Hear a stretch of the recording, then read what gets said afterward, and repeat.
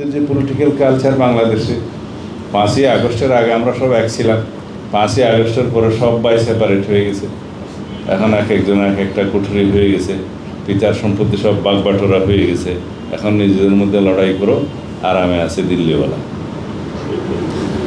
এখন এখন জমা বিএনপি এনসিপি আরও কে কে আছে সবাই মানে আপোষ, মানে নিজেদের ভিতরে লড়াই করো, আমরা এখন আরামে আছি।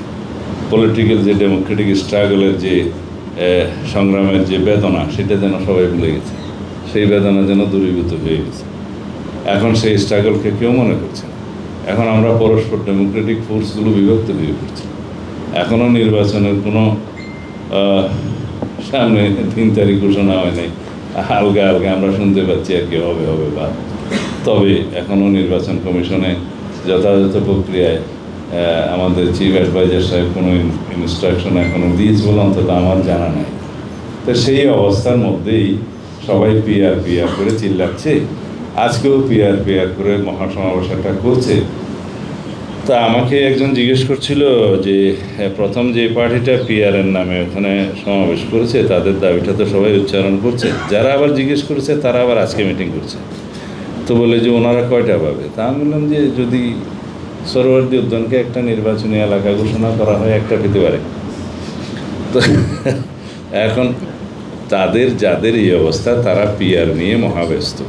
আমাদের পলিটিক্যাল কালচারে, আমাদের ইলেকশনের হিস্ট্রিতে এবং আমাদের ভোটারদের যে লেভেল, সেটাতে আমরা এখনও ইভিএমে টিপ দেওয়াটা শেখাতে পারিনি।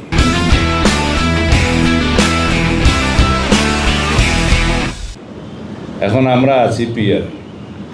তখন পিআরের যে পদ্ধতিতে ইলেকশনটা হচ্ছে, যে যার বাটোয়ারাটা পাবে এই নিয়ে ব্যস্ত আছে।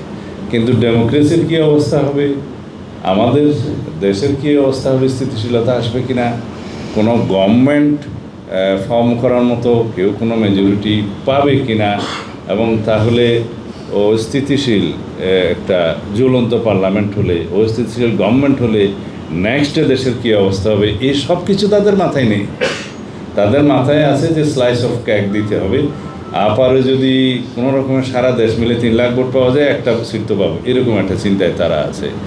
তা এখন যে যার পলিটিক্যাল ক্ষুদ্র স্বার্থ ত্যাগ করতে যদি আমরা রাজি না হই, তাহলে সামনে যে আমাদের ন্যাশনটা বিল্ড আপ করতে হবে, এবং আমাদের কাছে জুলাই গণ অভ্যুত্থান পরবর্তী মানুষের যে স্কাই হাই অ্যাসপিরেশন, এবং আমাদের কাছে যে আমাদের যে প্রতিশ্রুতি অঙ্গীকার শহীদদের রক্তের প্রতি, সেইটা, এবং নতুন করে একটা উন্নত বৈষম্যহীন বাংলাদেশ সৃজন করার জন্য যে সংস্কারের মধ্য দিয়ে আমরা যেতে চাচ্ছি, একটা স্ট্রং ডেমোক্রেটিক ইনস্টিটিউশনস এবং কনস্টিটিউশনাল ইনস্টিটিউশনগুলো বিল্ড আপ করার জন্য আমাদের যে তাগিদ, এগুলো সব কিছু পূরণ করার জন্য আমাদের একটা ইমিডিয়েট ইলেক্টেড পলিটিক্যাল গভর্নমেন্ট দরকার, through free fair neutral election.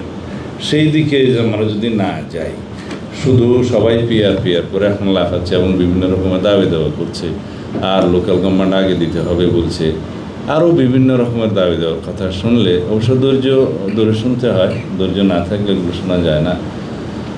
তো সেই দিকে আমরা যখন দেখতেছি বর্তমানের পলিটিক্যাল যাত্রাটা, তখন আমাদেরকে আরও বেশি অ্যালার্ট থাকতে হবে। আজকের এই বিষয়টা সেই জন্য আরও বেশি গুরুত্বপূর্ণ।